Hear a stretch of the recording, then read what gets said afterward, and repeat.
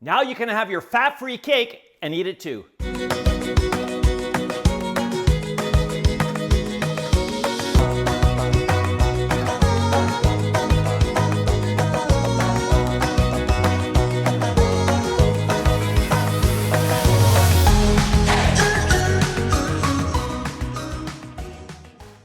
Hey, Chef Des coming at you from my kitchen again, corporate chef of BC Egg. Yeah, today we're gonna make a fat-free cake. What is that? It's angel food cake. Angel food cake is amazing, and a lot of people will buy it in a box format, like a cake mix, but I wanna show you really how easy it is, and the texture difference is amazing. So make sure you try this recipe. And yeah, it's fat-free. Let's get started. So the first thing we're gonna do is combine a few dry ingredients. So we have 1 1/4 cups of pastry and cake flour, 3/4 cup of white sugar. Now I said it was fat-free, but I didn't say calorie-free. And just a little bit of salt, 1/4 teaspoon. And we're just gonna blend those dry ingredients together. And we'll set that aside. The next ingredient we need to prepare is 1 3/4 cups of egg whites. So no egg yolks, just egg whites. You'll need about 12 to 15 eggs to get that volume of egg whites. We'll see how many we need. Remember, each egg, even though they're graded as a large size, are a little bit different in size, each one. So you never really know how many eggs you're gonna need until you get there. And it's important to note that these egg whites are at room temperature. They'll whip up a lot better. Always remember, every single large BC egg has 14 key nutrients, all 9 essential amino acids, over 6 grams of the highest quality protein you can get. And 1 large egg, it's only 80 calories. So I'm gonna take these eggs, I'm gonna separate them with my hands. I like doing that the best. I'm gonna put my yolks in here. I'm gonna save that for a different recipe. One recipe I really recommend that uses only egg yolks that you might wanna try, look for it at bcegg.com. It's my lemon sabayon, and I'll spell it for you right down here. It's an amazing dessert recipe that I know you'll love, and you'll need a use for those egg yolks anyway. So I'm gonna put my egg yolks here, the shells here, and what I'm gonna do for each egg white, I'm gonna put it in a separate bowl first. You wanna try and make sure you don't get any egg yolk in with your egg whites, because that will inhibit the egg whites from whipping up as much. And then as I get each egg white, I'm gonna put in my measuring cup and do one at a time until I reach that 1 3/4 cup measure.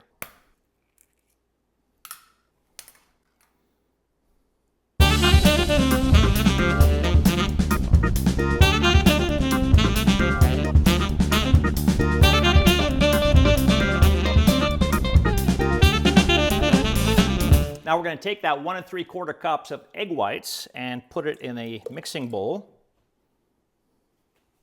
A mixing bowl that will fit on your stand mixer, because you probably don't want to do this by hand. We're going to turn this on medium-low speed just until the eggs become a bit frothy, and then we're going to add the cream of tartar.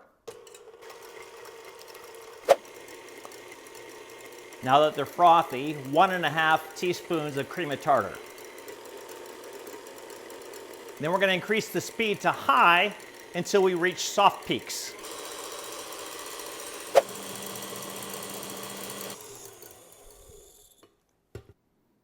Soft peaks is when the top of the eggs just does a little curlicue like a soft serve ice cream. So at this point, we'll reattach the whip. And on high speed, we're gonna add another 3/4 cup of white sugar, 1 tablespoon at a time, along with 1 teaspoon of vanilla extract, until these eggs are nice and glossy and stiff peaks.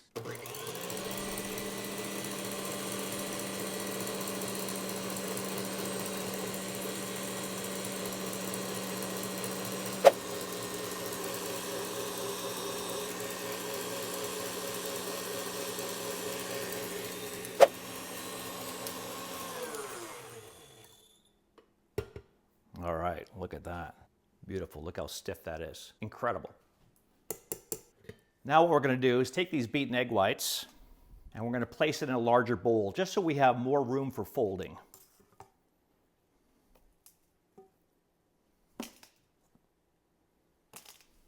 I forgot to mention the cream of tartar that we added. That's tartaric acid. It's a residue from winemaking. It helps the egg whites to whip up better, but we wanted to make sure the egg whites were foamy first. That helps to build the air network in the egg whites. Then you add the cream of tartar before whipping them up completely. And the cream of tartar helps them build nice and fluffy egg whites. And the whole reason why an angel food cake is called angel food is because it's said that it's so light and airy that angels could eat it and it wouldn't weigh them down and they could still fly. So the next step we're going to do, remember the dry ingredients we set aside at the beginning? We're going to add that about 1/4 of it at a time to this, but we're going to sift it to make sure that there's no lumps. So I just guess about 1/4 of it. I put it in a wire mesh strainer like that.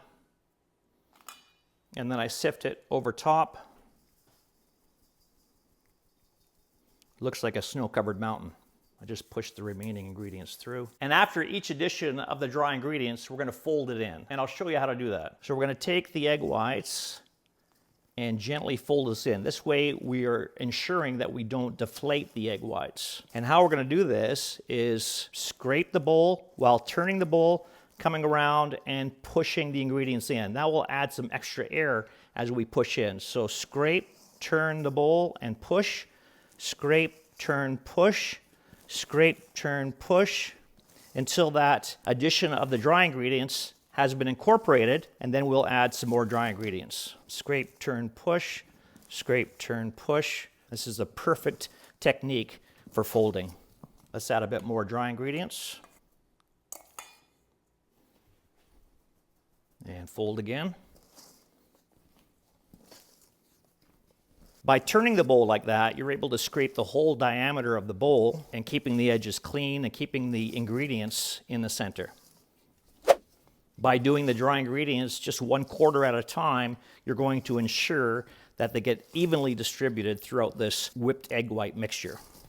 Now we're going to transfer this mixture into our cake pan. We're using a tube cake pan. This is traditional for angel food cake. We need that center hole, that tube coming up the center, for a couple of good reasons. Number one, to help with even cooking, because you're going to have heat coming through the top of here and cook the center of the cake as it cooks the outside of the cake. But most importantly, we need as much structure as we can for this cake batter to hold on to. This is very light and delicate. Remember, it's angel food. And also very important to note that we're not greasing this pan. We don't want it greased at all. We need that cake batter to stick to the pan so it rises up and stays there so it doesn't deflate. When I do this, I always transfer to a smaller spatula to get it in there with less mess. And I use a bigger spatula for my folding. So I'm just going to clean this one off. And then I'm going to transfer into the tube cake pan.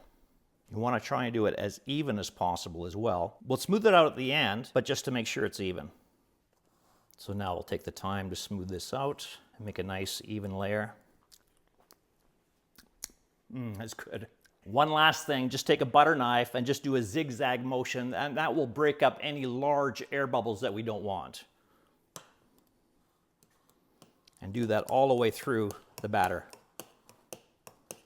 And then smooth it out one more time. Then we're going to bake this at 350 degrees in the lower third of your oven for about 30 to 40 minutes. You're waiting for it to become golden brown and it springs back to the touch. The other thing you can do to check, just to make sure it's completely done, is insert an instant read thermometer, and you're looking for a temperature of 206 degrees Fahrenheit or 97 degrees Celsius. I'll see you back here in about 30 to 40 minutes. All right, there's our timer. Look at how beautiful that is. Now, when cooling this, you always have to cool it upside down. I'll show you what I like to do. I take 3 cans like that and just balance it on the edge of the cake pan. It's not going to slide out, don't worry. Remember, we didn't grease it. A lot of times in a recipe, it'll say to get a glass bottle or something, a funnel, where you can balance that inner tube on. I find that a bit precarious, especially because it has to sit here for a while. You want to cool it like this, upside down, for a minimum of 2 hours. What that does, it helps to make sure that the cake doesn't deflate and it stays nice and high as it sets into place when it comes to room temperature. So I'll see you back here in 2 hours. All right, let's have a look at this. So we just turn it right side up. And then remember, we haven't greased the pan, so we have to loosen it from the pan in order to get it out. So I just use a butter knife and run all the way around the outside. and then around the inner tube as well. Now we can take it like this, we can pop it out, and then the last part to do is take that same butter knife and run it all the way around the bottom until it pops right out. All you have left to do now is cut it and enjoy. I recommend a serrated knife, and I usually cut it in about 8 to 10 portions. You can go as many as 12 if you wanted to, but with a serrated, because it's so delicate, we just gently saw through it.